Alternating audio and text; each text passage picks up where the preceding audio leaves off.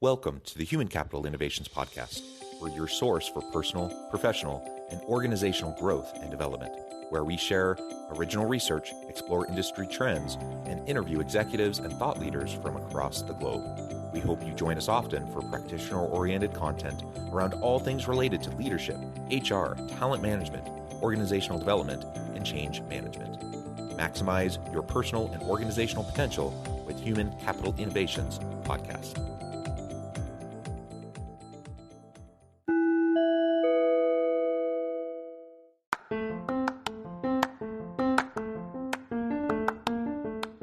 If you enjoy the Human Capital Innovations Podcast, enjoy ad-free listening by going to the Patreon page, and please consider contributing even at the producer or sponsorship level. And please leave a review. Thank you for your support.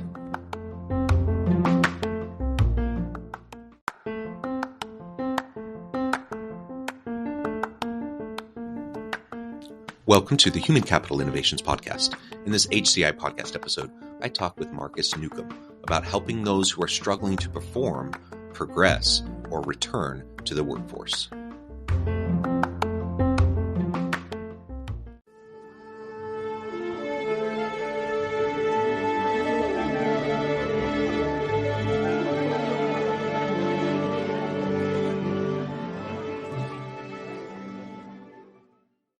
Markus Neukom, welcome to the Human Capital Innovations Podcast. Thank you very much for having me, John. It is a pleasure to be with you. You're joining us from Switzerland today. I'm south of Salt Lake City in Utah. And today we're going to be talking about helping those who are struggling to perform, progress, or even return to the workforce. You're an executive coach and consultant and do a lot of really great work in the space. So I'm excited to have this conversation with you and learn from your insights. And I appreciate you taking the time to share your thoughts and your experiences with me and my audience. As we get started, I wanted to share Markus's bio with everybody. Markus Neukom is a career coach and business strategist and former human resources executive and managing director. He has spent more than 20 years working with managers and professionals that are struggling to perform or progress in the workplace, many reaching the point they either reluctantly leave or increasingly are even disciplined and fired. But it's not their lack of expertise that's failing them. And in many cases, they only reach out for help when they're redundant or on the brink of being fired.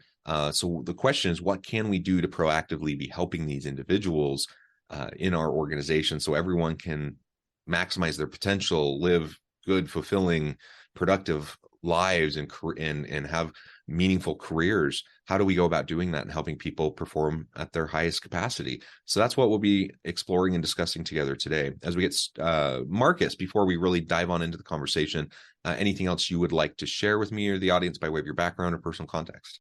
As you said, my name is Markus. I'm living in beautiful Switzerland. It's usually the place which most people have on their bucket list. And as you shared with me in the pre-interview that you have just visited Geneva, a wonderful place. I'm married to a wonderful woman from Boston. So you see, that is one of the reasons why I focus mainly on people working in the United States. I somehow have an early affiliation with the United States and their way of doing business. I started out in HR. I was a human resources manager. And I was working for a company where we had to fire quite a few people. And one day, that was the pivotal moment. A manager came to me after such a session and he said, Markus, now this person actually would need your help. And then he paused. But it's not possible because you're biased and you're representing the company and you have just fired that person. That was literally the moment where I thought, am I really at the right place? Get me right. I was doing great stuff and I was helping the company to move forward with profit and everything. But I realized I am not the person who wants to make a company richer. I must have a balance in terms of working with people, helping people, and actually doing something for the good of humanity as well. So it took some time, but then I received an offer to switch sides. And that's how I ended up in executive coaching. And lo and behold, it was so interesting. I received a phone call. It was a US company in Switzerland. And they asked me whether I'd be interested to join them and be a co-managing director with them. And I was in charge of all the expats.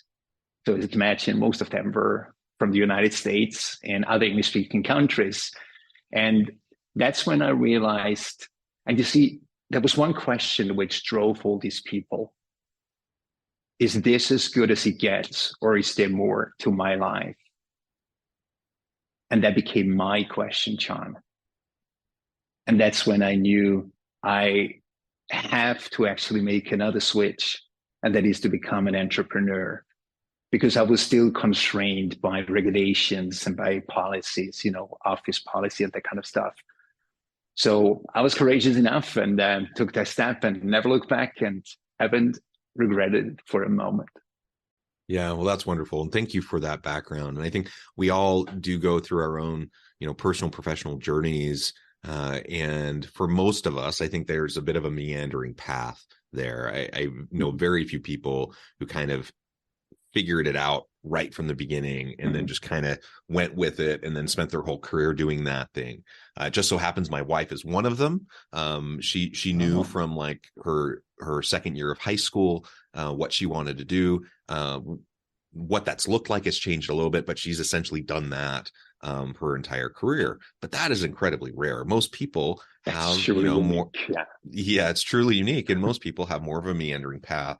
And I, like you, could share similar types of experiences about how I went through the iterations and adjustments to my own background and career. And I think everyone listening can do the same. So I appreciate you sharing that with me. And actually, it's a really good start to the topic that we're going to be exploring. And that is, how do we really help individuals who are trying to figure out their path, right? And trying to figure out the shifts that might need to occur for them to be their most productive self at work and have a really meaningful career. How can they perform better? How can they progress in their career? And for those who may have even taken time away for various reasons, maybe to start a family or whatever, how can they return back into the labor force and progress in meaningful ways? So I think all of that is just a really important context to explore as we think about our own personal progression and those that we're leading. So any member of our team, hopefully we can help through this process as well. So let's start with some of the experiences you've had with some of your clients. You don't need to name anyone by name, but what types of salient experiences can you think of that where you were able to step in and help them perhaps reframe their mindset, change the way they were approaching, the certain challenges that they were facing in their career. And then we can start to dissect it and dive on in a little bit more specifically.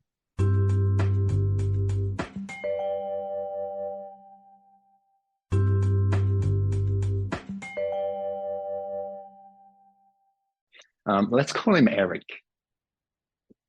It's actually really interesting. I was on my way home and I sat opposite side of someone in the train.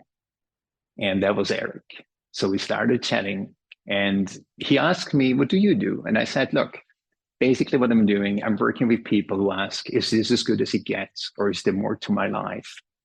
And he lightened up. And it quickly turned out that he is a head of care management from a huge insurance company. He hasn't felt seen for the longest time. He was in a company who was doing a great job. He started dwindling away. His passion got away. Frustration actually began to raise. He didn't have good relationships with his colleagues. And as you know, the spiral just goes on and on and on. And by the end of the conversation, he asked me whether I'd be willing to meet with him once again. And so I did. And he was literally the person who I can say had the biggest turnaround story from, I still have him in front of my eyes, where he sat there. He was taller than me. I'm 6'3", and he was even taller than me, but he appeared like a small person. And now, after working with him for more than 3 years, I wouldn't recognize him anymore. And you see, what is really interesting, when I look at characteristics of Eric and other people I've worked with, they have one thing in common: they are rudderless. They're just drifting somewhere around, They make it really well, and they have great income. Most of them, own houses. So they have a good living. And what really turned his life around was when he realized, I love that quote, accept the things you cannot change and change the things you can change. When he actually realized how much he fought the stuff he can't change and actually started accepting the things he cannot change, he suddenly had more than enough energy to start changing the things which were really in his power to change. So yeah, Eric is definitely my favorite story in terms of how someone really can turn around, get the answer of yes, there must be more, and then actually discovers it as well. That has an effect on his boss, that has an effect on his coworker. So it's literally like ripple effect. Yeah, and that illustrates the mindset shift that often needs to happen for individuals who find themselves stuck. And we all have periods of stuckness, I think, in our lives, personal lives, in our professional lives, whatever aspect. I think life is not a linear upward journey. There's switchbacks, and there's ups and downs, and we have ebbs and flows, right? So when we find ourselves in a stuck place, the question is, how are we going to respond to it? And far too often we succumb to the negative self-talk. Maybe we had a bad experience, we got some negative feedback from our boss, maybe we're feeling discouraged, we start to engage in additional negative self-talk, and we can ruminate and even downward spiral. And someone who could have been on a really great trajectory a year prior can all of a sudden find themselves actually in a bad situation. And so the first thing you need to do is disrupt it. You need to disrupt that way of thinking. You need to disrupt the way that those ways of interacting that are producing that kind of an outcome. And it's often very, very difficult for me as an individual to see that in myself and disrupt it myself. That's why we have therapists. That's why we have executive coaches. That's why we have consultants to help with the disruption process and to help individuals reframe the way they're approaching. Now, you don't have to necessarily be a coach or an external consultant, though, to be able to do this with your team. I think any good leader, any good team manager should be equipped with the ability to effectively coach members of their team to peak performance. And so if I, as a leader, have a team, let's say I have a team of 10 people or something like that, if I start to notice, particularly someone who had previously been performing well, and now I see decline in their performance, my job is to be able to have a foundation of a relationship with them, that I can approach them where they know that I care, that I'm authentic, and that I want to help them, where they'll be more likely to be able to receive the coaching and the feedback that I provide them. And I need to be able to be actively participative in that process of helping them and coaching them back to peak performance. That's my job as a leader, to do that. If you as a leader, right? What's that? One should think. Yeah, well, and the problem is, I think everyone listening is like, yeah, that's what should happen. The problem is most people find themselves in managerial or leadership roles without that competency. They don't have that skill set. They've never had to do it before, and they don't know how to do it. And so it's really important that we exercise that muscle when necessary, get some training, meet with a coach yourself, start to develop that skill set, because it's perhaps one of the most important competencies that you're going to have as a leader. Yeah, I absolutely agree. You see, one of the core skills which I teach my clients is relationship building skills. And for me, it's three C's. One is communication. We both know how difficult that is. Compromise and commitment. And I can really attest that if a leader really gets these three C's right, the trajectory of leadership changes more or less overnight. There will be much less judgment. And you see, the other thing is critical thinking. Critical thinking is so interesting. Most people who I met, they start by judgment, which is actually the last piece.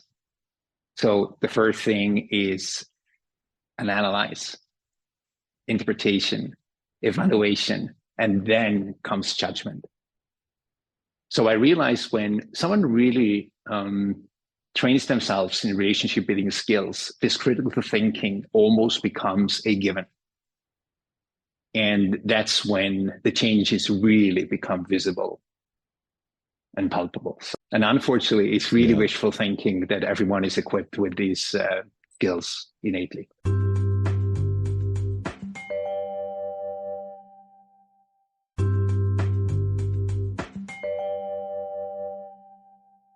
Again, we wish they were. It also speaks to the importance of thinking about this skill set that we're talking about when you're selecting people to take on managerial, supervisory, managerial, executive leadership roles. Because anytime you're managing people, you need to be able to have difficult conversations. You need to be able to coach and provide feedback. And that's an essential component. And just because someone was really good at their job, when they were a coder or when they were a salesperson or whatever, whatever the thing is that they were really good at. And so then you decide to promote them. That doesn't necessarily mean anything about how they're going to be as a manager or a leader. And so you see that problem over and over and over again in organizations. So in part, we just need to do a better job of promoting people who are actually suited for the type of position that you're putting them into, and not elevating people just because of technical performance at a previous kind of job or in a previous role, because it's a different skill set, right? So being aware of that, but then also recognizing that, we need to, as organizations, we need to proactively be working to develop our leaders so that they can build this muscle and the capacity around this coaching that's going to be so essential to their success. Most leaders don't really know much about leadership. Most leaders don't know much about interpersonal communication or relationships. Most leaders, despite good intentions, don't know how to interact in a way that's going to bring out the best in their people. Most leaders spend most of their time running around like chickens with their heads cut off, putting out fires because they don't know how to lead people. And so problems arise, and then they just spend all their time trying to be reactionary to the problems and putting out fires rather than being proactive, being strategic, focusing on relationships, focusing on the development of their team. That then unlocks the potential and allows everyone, to create and innovate at much higher levels, at higher capacities. And you see, that's why I say to my clients, and very much in posts, I started posting on LinkedIn quite a while ago. And one thing I realized is there's such a debate, am I a leader or am I a manager? There cannot be an either or, it has to be as well as.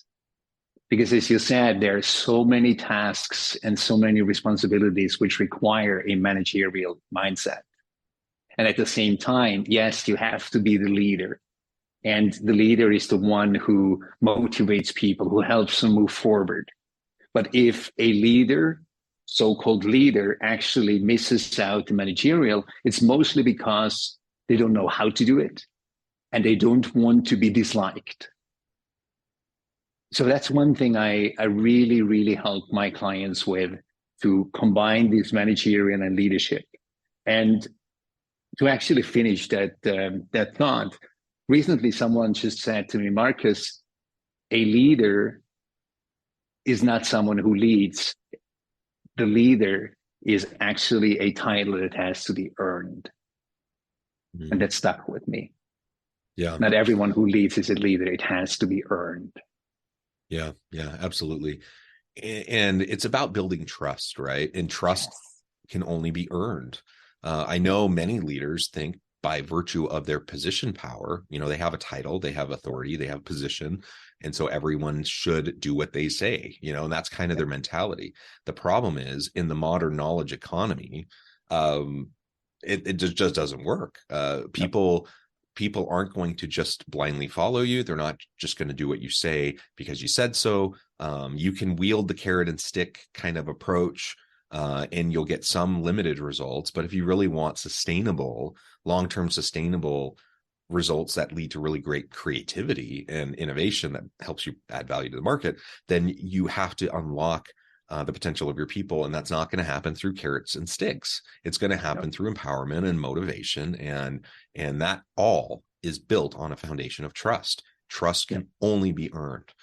So depending on the culture of the organization you're in, people might, have some deference towards leaders, people in positions, and it might get you started. And people, I think generally people on a team, when a new person gets promoted, they have a new boss, I think most people are probably going to try to give that person the benefit of the doubt, try to, help ease them into the new position, etc. But that honeymoon period wears off, and eventually people expect for you to do the things that you need to do to be an effective leader. And when you don't, that trust isn't built. In fact, it's eroded, and you're going to hurt the success of your team. So we cannot forget the need to proactively build that foundation of trust that's going to lay the groundwork for all these other things we've been talking about. It has to be earned.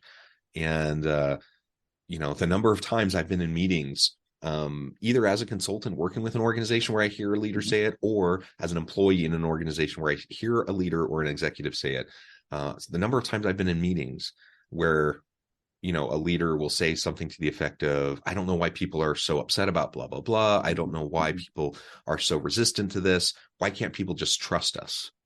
I'm like, if you're asking the question, why can't people trust us? It's because you haven't actually done the things that will help people to trust you. It's not actually that complicated. Nope, it's not.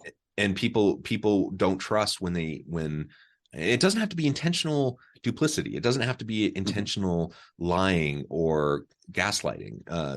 Anything that's intentional like that, people will see through, and it'll certainly hurt you.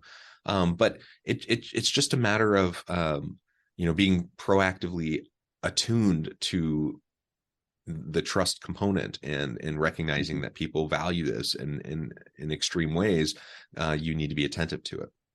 You see, there is one concept which I had developed about 10 years ago, when I wondered what would be the mindset required to actually achieve exactly that. And that's when I got reminded of a stay at a 5-star hotel when I met a concierge. I studied that concierge. I talked with that concierge. I questioned him. And then I realized, gosh, if a manager or a leader actually learns to apply the mindset of a concierge, it's a server first, but at the same time, he's no one who bucks down. He knows who he is. She knows who he is, right? Who she is. So developing that mindset of a concierge actually helps most of my clients to do exactly that. They don't have to bend. They don't have to push themselves too much. It kind of becomes natural, because a leader should be a server and in service at first. And I think the rest pretty much falls into place. Yeah. Well said. Markus, this has just been a really great conversation. I note the time. I need to let you go here in just a minute, but before we wrap things up for today, I wanted to give you a chance to share with the audience how they can connect with you, find out more about your work, your team, and then give us the final word on the topic for today. Okay, thank you very much. So to get in touch with me, the best is actually go on LinkedIn and just put in my name. It's Markus, Markus Neukom, Markus Neukom. There's only one. And you can connect with me. Either you follow me or you connect with me. And I highly recommend that you have a look at my posts and my article on LinkedIn, because what we've been discussing now is pretty much described in details and very much step by step. So I would really love for you to get in touch with me, and I look forward to having some interesting conversations with you. Thank you, Markus. It's been a pleasure. I encourage my audience Thank you to for reach out, having me. get connected, find out more about what Markus and his team can do for you. Check out his LinkedIn, his articles. And as always, I hope everyone can stay healthy and safe, that you can find meaning and purpose at work each and every day. And I hope you all have a great week.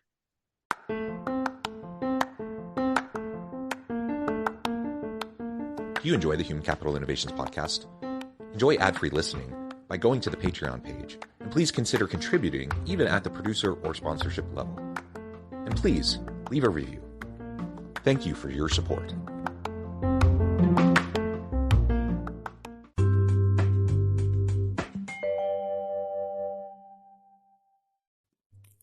Thanks again for joining us for this episode of the Human Capital Innovations podcast. I hope you stay healthy and safe and that you have a great week.